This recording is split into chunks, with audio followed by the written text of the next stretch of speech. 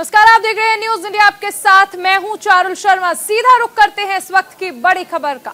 आम आदमी पार्टी के पंजाब सीएम उम्मीदवार हो सकते हैं भगवंत मान। आम आदमी पार्टी से लोकसभा सांसद भी हैं भगवंत मान।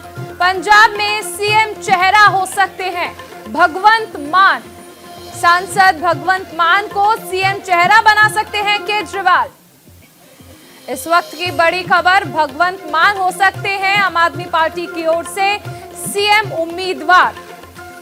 आम आदमी पार्टी जो कि लगातार पंजाब में अपनी जड़ें मजबूत कर रही है, ऐसे में अब स्थिति जो है वो साफ होती नजर आ रही है कि कौन हो सकता है सीएम चेहरा। सीएम के चेहरे पर किस तरह से चुनाव लड़ा जाएगा, ऐसे में तस्वीर अब कुछ हद तक साफ होती नजर आ रही है। सांसद भगवंत मान को सीएम चेहरा बना सकते हैं आम आदमी पार्टी। आम आदमी पार्टी से ही लोकसभा सांसद हैं भगवंत मान, जिन्हें पंजाब में मुख्यमंत्री के चेहरे के तौर पर आम आदमी पार्टी की ओर से उतारा जाएगा। पंजाब के सीएम फेस सांसद भगवंत मान हो सकते हैं।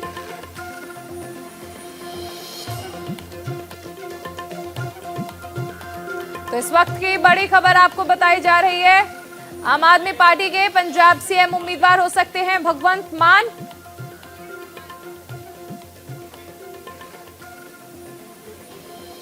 हमारे साथ कुलवीर जुड़ गए हैं। कुलवीर, भगवंत मान को चेहरा बनाया जा सकता है आम आदमी पार्टी की ओर से? पिछले काफी दिनों से कसमकस जो है वो लगातार चल रही है इस विषय को लेकर, और जहां तक सूत्रों से जानकारी मिल रही है चारुल, वो यही मिल रही है कि अब जो भगवंत मान है उनको मुख्यमंत्री का चेहरा घोषित कर सकती है आम आदमी पार्टी, और जनवरी में इसका ऐलान हो सकता है। क्योंकि केजरीवाल ने हाल ही में जो पंजाब का दौरा किया है, सूत्र ये बता रहे हैं कि वहां पर कहीं ना कहीं संकेत देकर गए हैं, जिसके बाद जो भगवंत मान है उन्होंने कल प्रेस कॉन्फ्रेंस भी की थी चंडीगढ़ में, और काफी एक्टिव जो है वो नजर आ रहे थे। और इससे पहले आपको याद होगा कि भगवंत मान ने खुद को सीएम कैंडिडेट घोषित करवाने के लिए कहीं ना कहीं एक प्रयास जरूर किया था, लेकिन वो उनका सफल नहीं हो पा रहा था, जिसकी वजह से वो मायूस भी हुए थे। और आम आदमी पार्टी को ये खतरा भी हो गया था कि यदि भगवंत मान जो है वो, इस नाम को अभी तक कयास के तौर पर ही देखा जा रहा है या फिर तस्वीरें पूरी तरह से साफ हैं? देखिए, फिलहाल तस्वीर साफ होने में समय लगेगा, लेकिन सूत्र बता रहे हैं कि अरविंद केजरीवाल ने संकेत दे दिया है कि भगवंत मान चेहरा हो सकते हैं पार्टी का। चलिए, बहुत शुक्रिया इस तमाम जानकारी के लिए। एक और बड़ी खबर का रुख करते हैं। किसान नेता गुरनाम सिंह चढ़ूनी की राजनीति में एंट्री हो गई है। गुरनाम सिंह चढ़ूनी ने पार्टी के नाम का ऐलान कर दिया है। गुरनाम सिंह ने संयुक्त संघर्ष पार्टी का ऐलान किया है और हमारी पार्टी समाज के लिए काम करेगी। गुरनाम सिंह का बड़ा बयान। अफीम की खेती की गुरनाम सिंह ने वकालत भी की है। तो आजादी के बाद पहली बार गरीब का दर्द समझने वाली सरकार बनी है। ये भी एक बड़ी बात है कि देश के अंदर, पंजाब के अंदर जो पोजीशन है, उनके कारोबार, उनका रोजगार वो यहाँ पे नहीं है। अगर उनको मिले तो अपना देश को छोड़ के कोई नहीं जाना चाहता, अपने परिवार को छोड़ के कोई नहीं जाना चाहता। तो हम हर संभव प्रयास करेंगे कि पंजाब के अंदर इतना रोजगार, इतनी व्यवस्था पैदा हो जाए कि कम से कम हर आदमी के परिवार चलाने का साधन तो यहाँ पे पैदा हो जाए। इस तरीके से यहाँ पे काम करेंगे। यहाँ का मुख्य रोजगार जो है पंजाब का आज तक खेती रही है, और खेती को जो है वो इसमें बड़े बदलाव की ज़रूरत है, जिससे यहाँ पे बहुत बड़ा रोजगार पैदा हो सकता है। यहाँ पे बहुत सी खेती इस तरह की पैदा हो सकती है जिसकी विदेशों में डिमांड हो सकती है, लेकिन उसकी व्यवस्था यहाँ पे खड़ी नहीं की गई। और हमने कहा है कि पैदा करने से लेके और उपभोक्ता तक जो कारोबार होगा, खेती का जो कारोबार होगा, वो किसान के हाथ में होगा, और ऐसी खेती की जाएगी जिसकी विदेशों में डिमांड हो। जैसे फूलों की खेती है, बहुत अच्छी खेती हो सकती है, और मैं तो ये भी कहूँगा कि अगर यहाँ पे फीम की खेती करवानी शुरू कर दी जाए तो बहुत उन्नति कर सकता है पंजाब। मेरी बात को मजाक में मत लेना, मेरी बात को इस तरह से मत लेना कि ये नशा है फीम, लेकिन फीम के अंदर सबसे ज्यादा कमाई भी है, राजस्थान में है सरकारी। अगर हम करें। हमारी बदकिस्मती यही तो है कि हमारे सरकार क्या होती है, सरकार दूसरी खुदाई होती है, जनता को बचाने की जिम्मेवारी होती है उसकी। यहाँ वो सरकारें बन रही है जो जनता को मारते हैं, गुंडा राज। एक मंत्री कहे कि मेरे को मंत्री मत समझना, मैं बहुत कुछ हूं, और वो कुचल दे लोगों को और उनको हम सत्ता में बैठे रहने दें। इस सत्ता को क्यों पार्टी बना रहे हैं? ऐसे लोगों को राजनीति में अगर भेजेंगे, अब भाई सवाल कर रहे थे कि बीजेपी वाले ये कह रहे हैं क्या ऐसे गुंडों में क्यों राज करने दें? भाई जब आपके पास ताकत है, अब हथियारों की लड़ाई नहीं है, वोट की लड़ाई है, वोट आपकी है। 80 लाख वोट से ज्यादा किसानों की है पंजाब के अंदर, 59 लाख वोट से सरकार बनी है, और 80 लाख वोट यहाँ मजदूरों की भी होगी। फिर यहाँ पूंजीपतियों का राज कैसे है? यहाँ जो कारपोरेट के दलाल है उनका राज कैसे है? तो उनको निकालने के लिए उसका यही तरीका है कि खुद राजनीति में आया जाए। और एक और बात बता दूं आपको, गुरु गोबिंद सिंह जी ने सारी लड़ाइयां लड़ने के बाद ये कहा, राज बिना नहीं धर्म चले हैं। चाणक्य ने कहा है कि अगर अच्छे लोग राजनीति से बाहर रहेंगे तो बुरे लोग आपके ऊपर राज करेंगे। सर छोटू राम राजनीति में रहे हैं तो कानून बनवा पाए हैं। राजनीति कोई उनके लिए, देखिए राजनीति में जाके गलत काम भी कर सकते हैं, अच्छे काम भी कर सकते हैं। अब गलत काम करने वाले वहां चले गए हैं, उनको निकालने की जरूरत है, उनको सबक सिखाने की जरूरत है।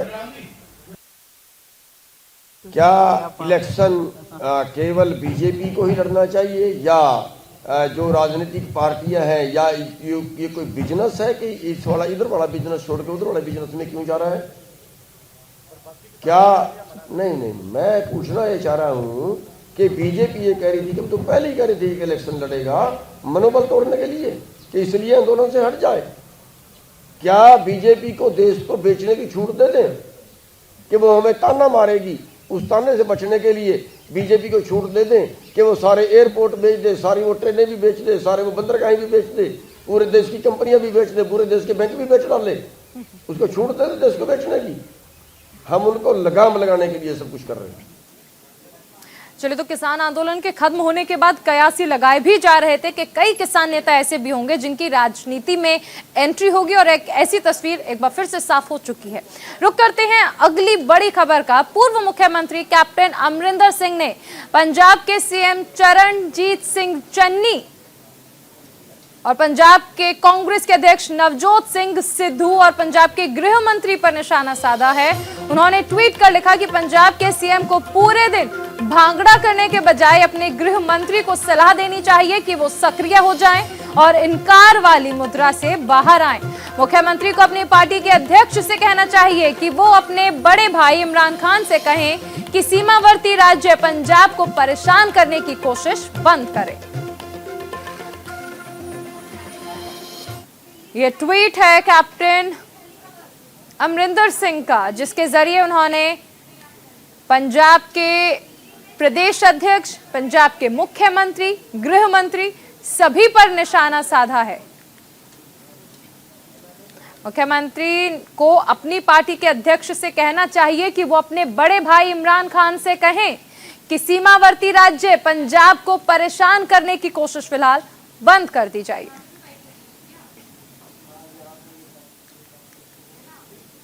न्यूज इंडिया पर प्रोफेसर प्रेम सिंह चंदूमाजरा से खास बातचीत की गई। प्रोफेसर प्रेम सिंह चंदूमाजरा जी पहले एमपी रहे हैं, अब पटियाला की 2 सीटों पे, जिसके एक सीट पे आप और दूसरी सीट पे इनके बेटे लड़ रहे हैं।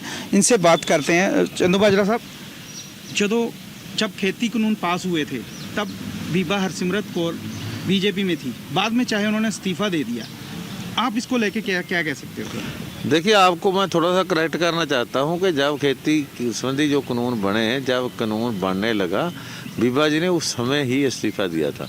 और मैं ये रिकॉर्डेड बात है और बड़े गौरव की बात है हमारे लिए, हिंदुस्तान में खेती संबंधी बने कानून के विरोध में अगर कोई वोट डाली गई है केवल श्रोमणी अकाली दल की है। किसान जैसे नाराज है, देखिए किसानों को कुछ ऐसा जरूर था भी जब ये आया था ऑर्डिनेंस आया था उस समय बीबा जी मंत्री थे, मगर जब ऑर्डिनेंस आया उस समय से लेकर लोकसभा में बिल आने तक, बिल पे बहस होने तक, वोट डालने तक हम अपनी लड़ाई विद इन पार्टी अलायंस में लड़ते रहे और हम एक एक घंटा मिलकर जोर से बात करते रहे, कुंडी बंद करके नड्डा साहब से भी और तोमर साहब से भी, कि हमारे लिए पक्ष में वोट डालना मुश्किल होगा इस कानून के, हमारे लिए सरकार में रहना मुश्किल होगा, हमारे लिए एनडीए का पार्टनर रहना मुश्किल होगा।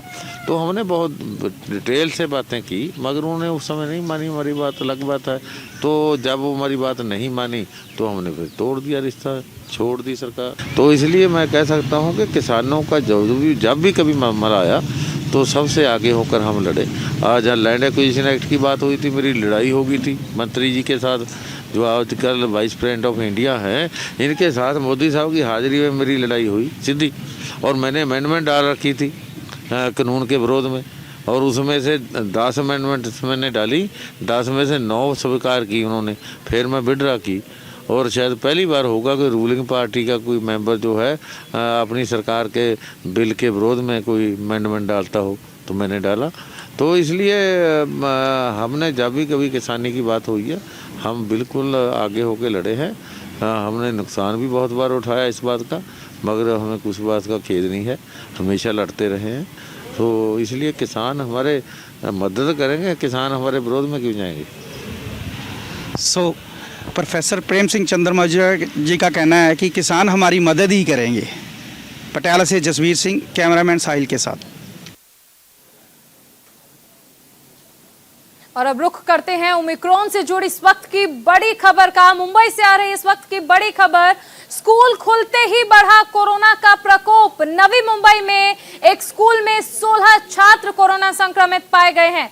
छात्रों के संक्रमित होने के बाद प्रशासन में हड़कंप मच गया है। क्लास 8वीं से 11वीं में पढ़ते हैं ये छात्र। तो मुंबई में किस तरह से ओमिक्रॉन ने दस्तक दी है, इसकी वानगी लगातार देखने को मिल रही है। और अब एक बार फिर से आप देखिए कि स्कूल खुलते ही कोरोना का प्रकोप देखने को मिला है। नवी मुंबई के एक स्कूल में एक साथ 16 छात्र कोरोना संक्रमित पाए गए हैं। और जैसे ही इस बात की भनक प्रशासन को लगी, प्रशासन में हड़कंप मच गया। तो ओमिक्रॉन का खतरा लगातार बढ़ता जा रहा है और नवी मुंबई के एक स्कूल में ओमिक्रॉन ने दस्तक दी है। अभी टोटल बच्चे हमारे 16 बच्चे पहले पॉजिटिव थे और दूसरा तीसरा दिन के बाद में 9th और 10th का जो टेस्ट किया गया, ये 8 और 9 10 के बच्चों का टेस्ट किया गया, तो उसके बाद में और 2 बच्चे पॉजिटिव थे। तो सर अभी डॉक्टर के सलाह अनुसार डॉक्टर ने हमें बताया, एडवाइस किया है कि अभी आपको सभी बच्चों का टेस्ट करना पड़ेगा। जब हम लोगों ने स्कूल स्टार्ट किया तो ये पूरा हमारा गवर्नमेंट का और शासन का जो पूरा SOP था, SOP का फॉलो करके और कोरोना का पूरा नियम फॉलो करके हमने स्कूल स्टार्ट किया था। और हर रोज़ हमारा स्कूल सैनिटाइज होता है, पूरा प्रिकॉशन लिया जाता है बच्चों का। यहाँ से कोई हमको पेरेंट्स को भी हम लोग बताते हैं, हमारा मैसेज पेरेंट्स को रोज जाता है। हमारे संवाददाता शुभम पांडे हमारे साथ जुड़ गए हैं मुंबई से। शुभम, एक साथ कोरोना बम फूटा है स्कूल में, 16 बच्चे संक्रमित। जी बिल्कुल, देखिए मुंबई से सटा हुआ नवी मुंबई जो रायगढ़ जिले के अंतर्गत आता है, वहां के घनसूरी इलाके में शेतकरी स्कूल का नाम बताया जा रहा है, जहां पर एक साथ 16 बच्चे कोविड पॉजिटिव पाए गए हैं। हालांकि इसमें 8 लोगों का कोरोना टेस्ट करवाया जा चुका है अब तक, और ये बच्चे कक्षा 8 से लेकर कक्षा 11वीं तक जो है इसमें पढ़ते थे। इसके बाद अब स्कूल को पिछले अगले 7 दिनों तक पूरी तरह से बंद कर दिया गया है। जो जानकारी सामने आ रही है कि इसमें से जो 16 बच्चे कोविड पॉजिटिव पाए गए, उनमें से एक बच्चे का जो पिता है वो विदेश से आया था, उसी के संपर्क आने के बाद ये सारी चीजें लोग हैं वो जो जानकारी आ रही है कि कतर से उनके पिताजी जो है लौटे थे, बच्चे के पिताजी कतर से लौटे थे, जिसके बाद उस बच्चे के संपर्क में आने वाले जो 16 लोग हैं वो कोविड पॉजिटिव पाए गए और तकरीबन 800 लोगों का अब तक कोविड टेस्ट जो है कहीं ना कहीं बहुत बड़ी जो है ये खबर है कि स्कूल अभी फिलहाल जो है कुछ दिन पहले 15 दिसंबर से महाराष्ट्र उद्धव ठाकरे सरकार ने स्कूल खोला था और एक ही साथ 16 बच्चों का कोविड पॉजिटिव पाया जाना ये खतरे की घंटी जो है अब महाराष्ट्र में बिल्कुल खतरे की घंटी भी है और चिंता बढ़ाने वाली खबर है ये। शुभम, आप बने रहिए हमारे साथ, आगे भी आपसे जानकारी लेंगे। एक और बड़ी खबर महाराष्ट्र से। महाराष्ट्र के सतारा में ओमिक्रॉन की दस्तक देखने को मिली है। सतारा के फलहण शहर में 3 मरीज ओमिक्रॉन पॉजिटिव मिले हैं। विदेश से आए 4 नागरिकों को कोरोना हुआ था।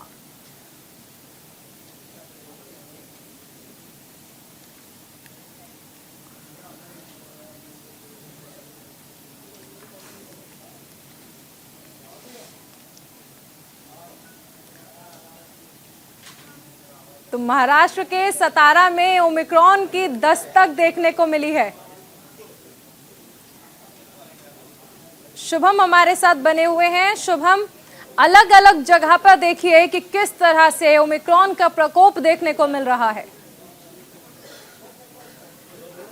जी बिल्कुल चारू जी, अब तक मुंबई उसके आसपास के जो जिले थे वहां पर ही ओमिक्रॉन के मरीज जा रहे थे। अब महाराष्ट्र के सतारा जिले के फलटण शहर में जो है 4 मामले सामने आए थे, जिसमें से 3 लोगों के अंदर पुष्टि की गई कि वे कोरोना के नए वेरिएंट ओमिक्रॉन के शिकार हो चुके हैं। ये तो इनकी अगर ट्रैवल हिस्ट्री की बात करें तो पिछले कुछ दिनों से ये विदेशों से आए थे, जिसके बाद इनके अंदर पुष्टि की गई। हालांकि अब पूरे जिले में अलर्ट घोषित कर दिया गया है और इनके संपर्क में जो लोग भी आए थे उनकी ट्रेसिंग की जा रही है। तो कोरोना के नए वेरिएंट ओमिक्रॉन की जो दस्तक है वो सबसे ज्यादा महाराष्ट्र में पहुंच चुकी है। पैर पसाकर तेजी से महाराष्ट्र में बढ़ रहा है और अब तक अगर आंकड़ों की बात करें तो सबसे ज्यादा पूरे देश भर में अगर सबसे ज्यादा कई मामले आए हैं तो वो महाराष्ट्र इकलौता ऐसा राज्य है जहां पर ओमिक्रॉन के सबसे ज्यादा मामले अब तक आ चुके हैं। अब तक 40 थे, अब ये 3 और बढ़ चुके हैं। अब कुल मिलाकर 43 से 44 लोगों की संख्या। बिल्कुल, देखिए लगातार मामले बढ़ रहे हैं और इसीलिए बहुत ज्यादा जरूरी है कि हम सभी सतर्क रहें।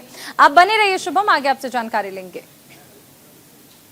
मनी लॉन्ड्रिंग मामले में ईडी ने सुकेश और नोरा से पूछताछ की है। इस वक्त की एक और बड़ी खबर, ईडी ने सुकेश और नोरा को आमने सामने बिठाकर ये पूछताछ की है।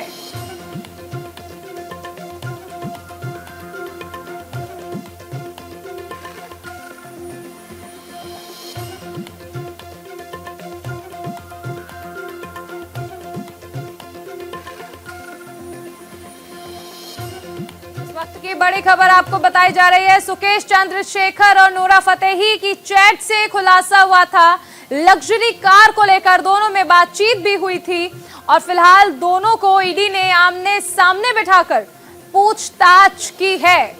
इस वक्त की बड़ी खबर, ईडी की रडार में बॉलीवुड के कई सेलेब्स आ चुके हैं और मनी लॉन्ड्रिंग के मामले में ईडी ने सुकेश और नोरा फतेही से पूछताछ की है। शुभम लगातार हमारे साथ बने हुए हैं। शुभम, एक एक करके देखिए कि बॉलीवुड सेलेब्स का जब जिक्र होता है तो एक के बाद एक रडार पर आ रहे हैं और ईडी ने अब सुकेश और नोरा फतेही दोनों से पूछताछ की है। बिल्कुल, ये पूछताछ जो है ईडी के दिल्ली वाले दफ्तर में हुई, जहां नोरा फतेही और सुकेश चंद्र को दोनों को आमने सामने बिठाकर क्रॉस क्वेश्चन की गई है। इससे पहले इस मामले में जैस्मिन फर्नांडीज से भी पूछताछ की, अब नोरा फतेही से पूछताछ हुई। नोरा फतेही से के पास जो BMW कार आई थी वो कहां से आई थी, किसने दी थी, इन सारे सवालों जवाब का जो है ईडी ने पूछताछ की। और सुकेश ने यह भी कहा कि उन्होंने नोरा फतेही को BMW कार जो है गिफ्ट में दी थी, क्योंकि नोरा फतेही से उनके कई और प्रोजेक्ट पे काम चले थे। हालांकि दोनों के दरमियान जब बातचीत हो रही थी, जब इनसे सवाल पूछे जा रहे थे, तो नोरा फतेही बार बार ये कह रही थी कि मेरी मुलाकात जो है बॉबी नाम के शख्स हुआ था। बॉबी जो सुकेश चंद्र के बहुत करीबी माना जाता है, तो उसी के जरिए सारी डील होती थी। और नोरा बार बार ये भी कहती रही कि वो डायरेक्ट सुकेश चंद्रशेखर से नहीं मिली हो, उनका जो संपर्क होता था, उनकी जो बातचीत होती है पूरी तरीके से बॉबी से होती थी। तो अब इस मामले में बॉबी नाम के शख्स की एंट्री हो चुकी है और नोरा फतेही कहीं न कहीं अपना पल्ला झाड़ रही है, क्योंकि डायरेक्ट बातचीत नहीं होती, उनके जो चैट्स होते हैं वो उनके थ्रू होते थे। तो कई सारे शुभम, ये देखना दिलचस्प होगा कि अभी ईडी की रडार जो है वो कहां तक जाती है और किन किन सेलेब्स का नाम सामने आता है। बहुत शुक्रिया इस तमाम जानकारी के लिए। खबर नाहन से है, जहां महाविद्यालय महिला वर्ग की खो खो प्रतियोगिता शुरू हो गई है। ऐतिहासिक चौगान मैदान में इसका शुभारंभ हुआ है। 2 दिवसीय प्रतियोगिता का शुभारंभ पूर्व विधानसभा के अध्यक्ष विधायक डॉक्टर राजीव बिदल ने किया।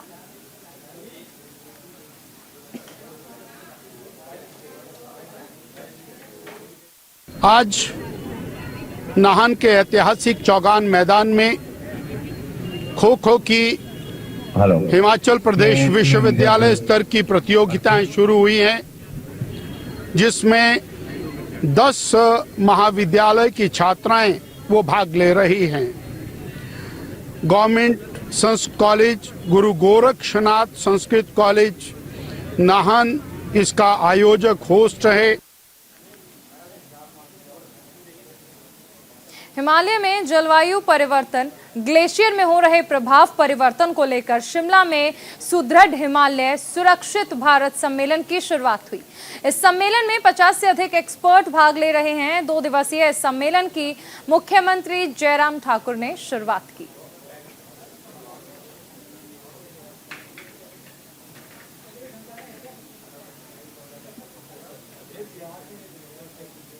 उधर हिमाचल प्रदेश की राजधानी शिमला में तेंदुए का खौफ थम नहीं रहा है। अब सीएम आवास के पास तेंदुआ स्पॉट हुआ है। सुबह महिला ने तेंदुआ देखा और बाद में वो मौके से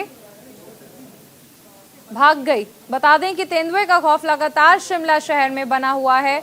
शिमला के संजौली, कनलौग, नवबहार, मलाणा समेत इलाकों में अक्सर तेंदुआ स्पॉट होता है। शिमला में बीते 3 महीने में 2 बच्चे को तेंदुआ अपना निवाला भी बना चुका है।